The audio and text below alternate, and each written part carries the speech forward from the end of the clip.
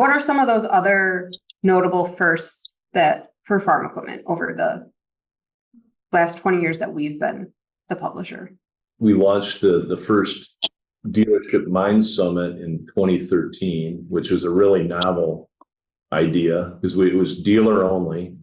We told the majors they weren't welcome to attend this meeting. It was to get the dealers of all colors and all sizes talking to each other.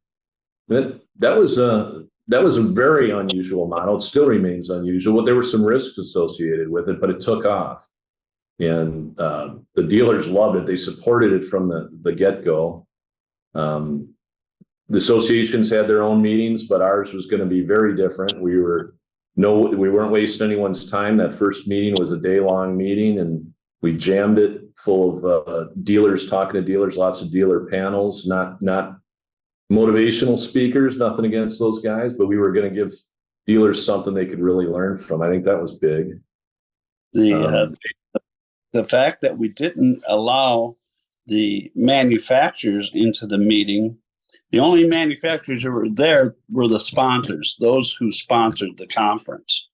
But I can remember getting calls from some of the major manufacturers who wanted to attend, and I had to tell them, no, you're not welcome here.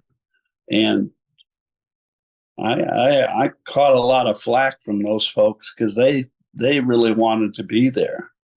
And I would explain it. Well, if you're there, then your dealers aren't as apt to be open with the other dealers. And I had to argue with a lot of them, and but we stuck to our guns, and that also set that meeting apart and made the dealers feel pretty good that this was their meeting.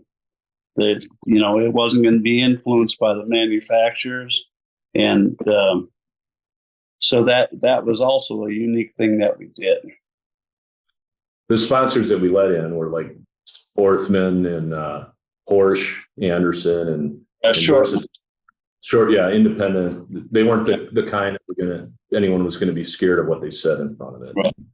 I don't really think the majors wanted to see that model survive because some scheduled their own meetings and things on our own dates, but it stood the test of time. We got a milestone one next year? Next year's 10. Next year is 10. So yeah, I think that was George Russell calls it a seminal event in the farm equipment history, not just our history, but the industry's history.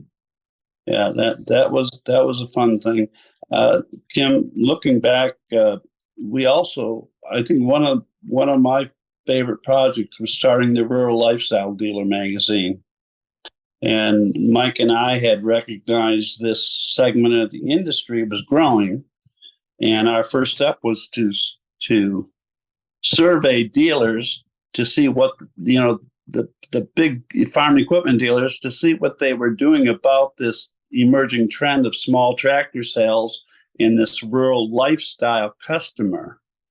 And that was fun discovering what was going on in that segment, and also discovering how few dealers at that time knew how to cope with that customer base.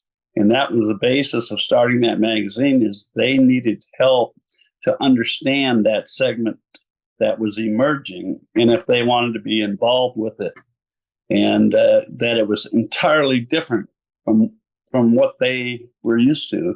They were used to a farmer walking in saying, I need a 200 horsepower tractor and I want this on it and this on it. These rural lifestyle people, these large acreage owners, hobby farmers, if you will, they would walk in and say, I need a tractor. Guys say, well, what kind of tractors? Well, I don't know. That's why I'm here to talk to you. And a lot of the sales guys in those dealerships didn't know how to talk to those people. And they weren't very patient with them because they weren't used to dealing with someone who didn't know what they really needed. Yesterday, I related to the launch of Rural Lifestyle Dealer. I had asked Michael Ellis, who's the publisher, did he have anything similar to the memo Mike referenced earlier, that from when we acquired farm equipment, did he have anything like that from when we started Rural Lifestyle Dealer, and he was able to dig it up for me. And so I was actually just this morning going through, I had never seen this before, the memo and notes from those manufacturer conversations you guys had with, is there a need for this? What does it need to be? Who that audience was and why this was something we should do. So that was really pretty cool, because I knew what it was and all of that, but I'd never seen that history of launching it before. So what Dave was talking about, how aggressive we were in the early days, something that just occurred to me.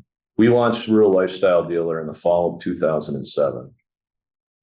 We acquired this thing in 2004. Dave came in 2005. So within the first 18 months, we had already launched another magazine from identifying the subset opportunity. So we were busy, weren't we, Dave? And those first couple of years.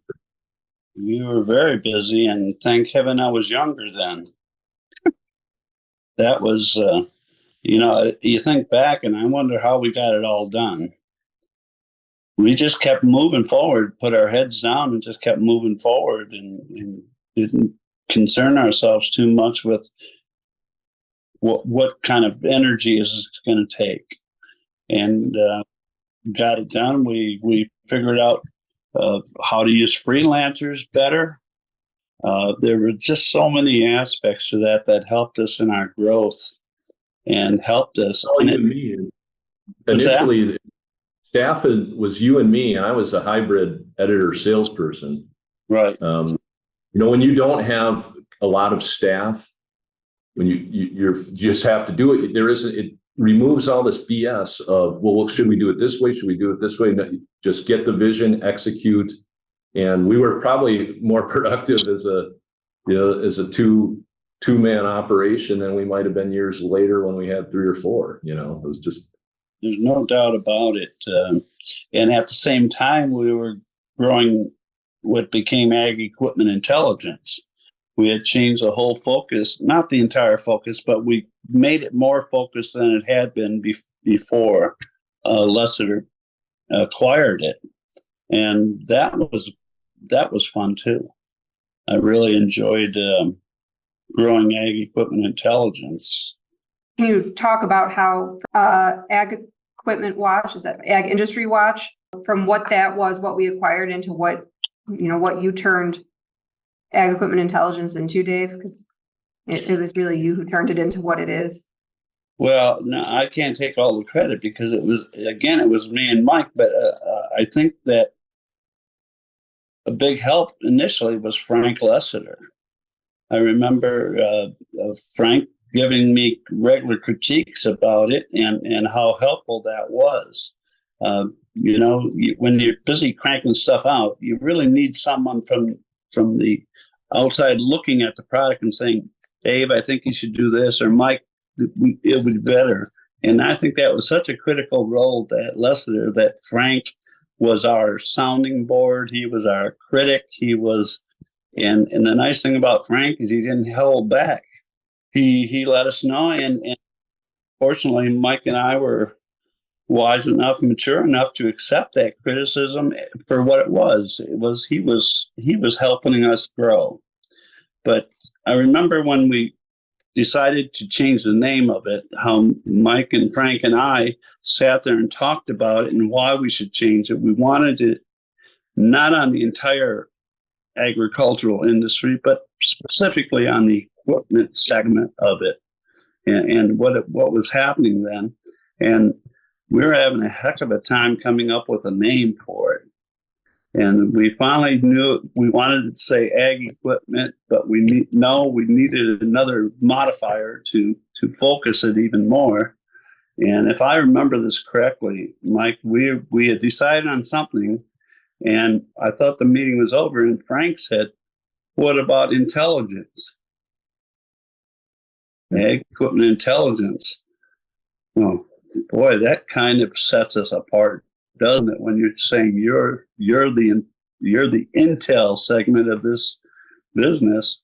And I like the idea. And I thought initially it was a little bit cumbersome. And I heard that from some other staffers. They thought it was, but it really worked out well. It set us apart. And again, I can't give Frank enough credit. because we had settled on something else, and I don't remember what it was. But before we walked out of that meeting, Frank came up with this intelligence about, and I think that in itself made us feel like we really got to do a good job with this. If we're going to be so bold as to call this thing ag equipment intelligence, we need to prove it. You know, I think that feel towards ag equipment intelligence and that it is kind of a cumbersome, or, you know, it's important. That was one of the, you know, when Dave retired, farm equipment, no problem. I had it down. I wasn't worried about it. Needing to take over ag equipment intelligence was the most intimidating part of the, you know, in 11 years that made me the most nervous. But, you know, we did it, and it worked out okay, I think. But I think that still we set that standard for it, and it, you know, it wasn't going to be an easy thing to take over. It was going to take hard work and kind of putting your nose down and doing it. And we've been able to make it grow now because of that. You know, while Dave was still here, we started the Ag Equipment Intelligence Executive Briefing. And now we're on planning the fourth one, I think, fourth or fifth. Grew it into something different than what it had been in that first initial go around, but you know, are finding some success with it. Like pounded out some big reports in the last year that were real in depth. You know, again, you mentioned learning to use freelance. We realized we couldn't do it all ourselves, and had trusted freelancers who know the industry, who we were able to go to, you know, really tackle, you know, things like autonomy and getting you know, that's like a 70-page report or something. What's changing with electric equipment, and kind of doing these forecast looking ahead outlook reports. And that's been a big change, I think, recently. Yeah, and Dave, as much as you toiled to get that thing in the right spot, you know, it was not anywhere close to profitability for a number of years. You set it up and got it in real good stead, and put a bunch of new things in there. And Kim has also now got it going where the report business, we're getting custom research, really tremendous opportunities. You'd be proud of seeing where that is today compared to where you inherited it in 2005. Yeah, that also reminds me of another thing that we did that I think was the correct thing, and I think you guys are continuing and even expanding on it, is we developed some great partnerships with different people and organizations in the industry.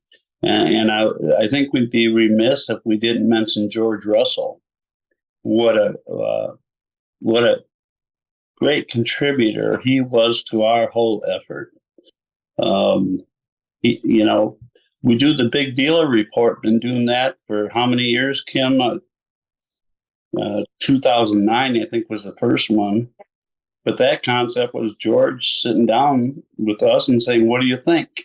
I got this. I think this could be of value to the industry. And then he's worked with us on every one since then, in addition to his ongoing columns in Farm Equipment. And George has always been a great sounding board for us.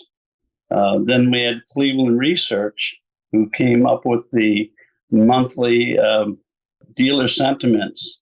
We worked with Cleveland Research to flesh that out, develop it, create that whole monthly survey. And again, that gave us even more credibility within the industry, with the financial markets, with the major manufacturers, the short line manufacturers. It was just another tool. And it was partners that helped us start these things and keep them going and keep them very credible and valuable. And like I said, George Russell has been a great friend of ours. And Cleveland Research has been a great partner as well. Kim got Cleveland Research to speak at the Dealership Mind Summit. Said it was a great job, right? Yeah, they did a great job. And I was kind of like, why did we never think of this before? They did our kind of economic outlook session. We're able to, you know, put it out there to, because there are, even though we've been doing that dealer sentiment survey for over a decade, there's still people who don't know about it. They were able to talk about that and kind of get some interest from dealers in the room to be part of the survey. He had a great great information to share. And I think it was nice to see that partnership go to another step.